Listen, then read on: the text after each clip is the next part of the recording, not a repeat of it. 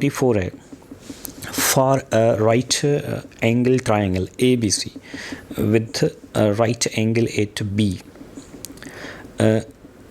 इसके ऑप्शंस को देखें तो पहला ऑप्शन क्या है, वो है A is equal A option में है ए स्क्वायर बराबर है किसके, B square plus C square.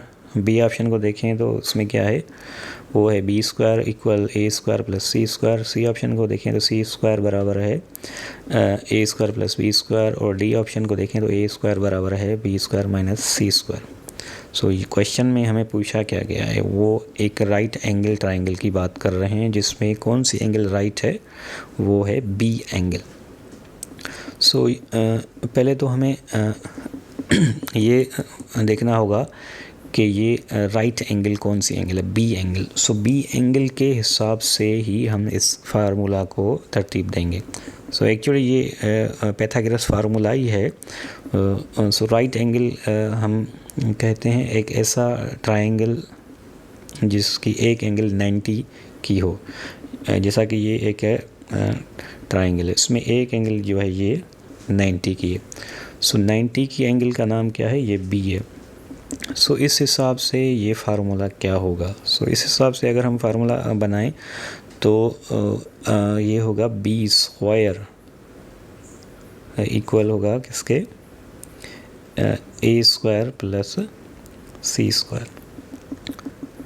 क्योंकि एक्चुअली पैथागोरस का फार्मूला है क्या, वो है हाइपोटेन्यूज स्क्वायर।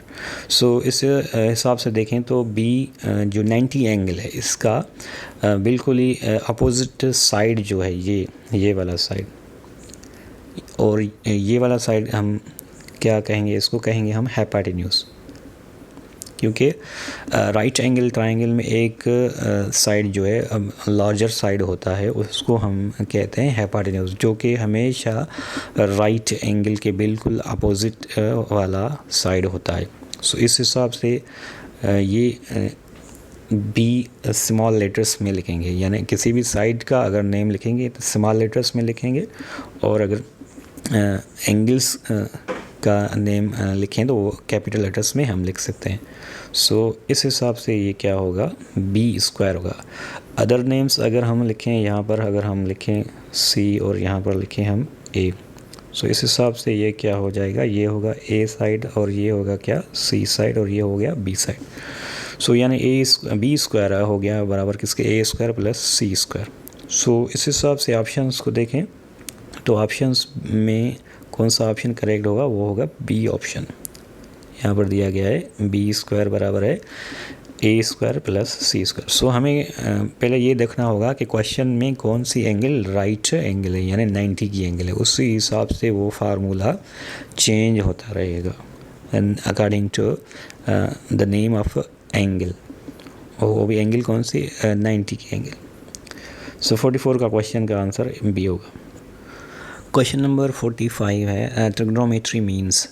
इसका ए ऑप्शन है measurement of sides, B option में है measurement of angles, C option में मेजरमेंट ऑफ ट्राइंगल्स, और डी ऑप्शन में measurement of squares. So word trigonometry को देखें तो इसमें 3 वर्ड हैं, एक है tri means 3, gona means angles गोनियल्स, और metry means measurement. So trigonometry की क्या मीनिंग होती है, ये एक्चुअली मीनिंग होती है मेजरमेंट ऑफ ट्राइंगल्स, यानी 3 एंगल्स ट्राइंगल में ही होती है। सो इस हिसाब से मेजरमेंट ऑफ ट्राइंगल्स जो ये ऑप्शन है वो करेक्ट होगा, जो कि है वो कौन सा ऑप्शन, सी ऑप्शन जो है वो करेक्ट है। क्वेश्चन नंबर 46 है sine square theta minus 1 equal. इसका ए ऑप्शन देखें तो कास सेक स्क्वायर है, बी ऑप्शन को देखें तो कोसेक स्क्वायर है, सी में है कॉस, माइनस में है कॉस स्क्वायर, और डी में है टेन स्क्वायर। सो इसका करेक्ट ऑप्शन कौन सा होगा। सो ये एक्चुअली एक फार्मूला है, सी में से ये लिया गया है, वो है साइन स्क्वायर प्लस में कॉस स्क्वायर, यानी साइन स्क्वायर थीटा यानी एंगल कोई भी यहाँ पर देंगे और कॉस स्क्वायर एंगल कोई भी यहाँ पर देंगे, वो बराबर होगी हमेशा किसके, 1 के। सो ये एक ट्रिग्नोमेट्री फार्मूला है, आइडेंटिटी है, यानी sine square plus cos square किसके बराबर होगी, 1 के बराबर होगी। सो इस हिसाब से अगर हम क्या करें, 1 को इधर ले आएँ, यानी ये किस तरह होगा, यानी साइन स्क्वायर एंगल कोई भी दें थीटा माइनस, अगर 1 को इधर इस साइड ले आएँ तो कास स्क्वायर उस साइड होगा, वो हो जाएगा किसमें, माइनस में, यानी वो क्या हो जाएगा, minus cos square angle. So options को देखें तो इसमें क्या है, वो है minus cos square. So correct option भी यही होगा, सी ऑप्शन जो है यहाँ पर करेक्ट है। क्वेश्चन नंबर 47 है साइन 60 डिग्री इक्वल। इसको ए ऑप्शन देखें तो 1/√2 है, बी ऑप्शन को देखें तो 1/√3 है, सी को देखें तो 1/2 है, और डी में है √3/2। सो साइन 60 की डिग्री की वैल्यू हमें याद रखनी होगी, वो है क्या, वो है एक्चुअली √3/2 जो कि है डी ऑप्शन में। सो इसका डी ऑप्शन जो है करेक्ट है, साइन 60 डिग्री का वैल्यू, ये हमें याद रखना होगा। क्वेश्चन नंबर 48 है the middle most observation of an arrange data set is, यानी किसी भी डेटा में जो बीच वाला वैल्यू होगा, ऑब्जर्वेशन होगा, जिसको हम वैल्यू भी कह सकते हैं, वो किस डेटा में, सो भी अरेंज डेटा हो, डेटा को हम जब अरेंज करें, तरतीब से हम लिखें, उसमें अगर मिडिल मोस्ट बीच वाले वैल्यू को अगर निकालें तो उसको हम क्या कहेंगे। इसका ए ऑप्शन देखें फ्रीक्वेंसी है, बी में मोड है, सी में मीडियन है, और डी में मीन है। इसको कहेंगे हम क्या, मीडियन। यानी अगर हम एक एग्जांपल ले लें, लाइक 1 2 3 4 और 5, ये एक अरेंज डेटा है, यानी इसमें तरतीब है, 1 है, फिर 2 है, फिर 3 है, 4 है, फिर 5। इसमें अगर हम कौन से वैल्यू की बात करें, मिडिल मोस्ट, तो यहाँ पर देखें तो मिडिल मोस्ट कौन सा है, 3 है। सो 3 को हम क्या कहेंगे, यहाँ पर मीडियन कहेंगे। यानी मीडियन एक ऐसी वैल्यू है जो अरेंज डेटा में बिल्कुल बीच में हो, जैसा कि हम इस डेटा को देख सकते हैं 1 2 3 4 5 में। सो इस हिसाब से मिडिल मोस्ट वैल्यू किसे कहेंगे, मीडियन को कहेंगे। सो डेटा जब हम अरेंज करेंगे तो उसमें हम कामा भी देते हैं, 1 2 3 4। सो इस हिसाब से 3 यहाँ पर मीडियन हो गया। सो ये हो गया मीडियन।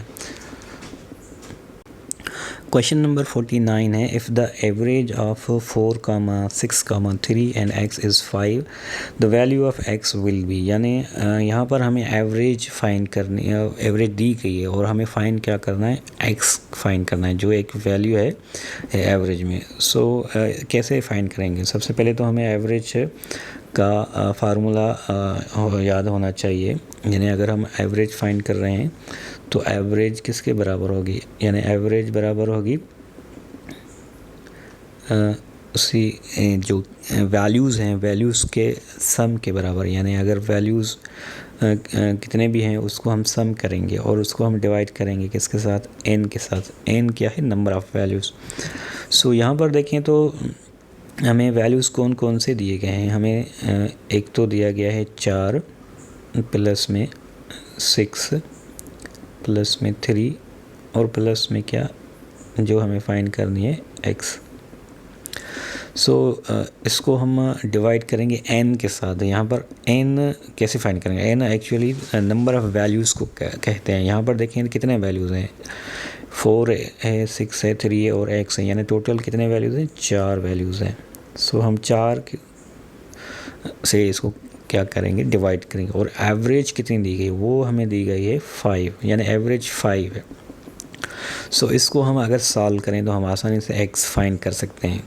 कैसे, हम 4 को अगर यहाँ पर क्रॉस मल्टीप्लाई करें तो ये कितना हो जाएगा, 20 हो जाएगा। और इस साइड अगर हम देखें 4 + 6 10 हो गया, प्लस 3 कितने हो गए, 13 हो गए, 13 + x। सो अगर हम 13 20 वाली साइड पर ले जाएं तो ये 20 में से क्या होगा, माइनस होगा, और यहाँ पर क्या बचा, x बचा।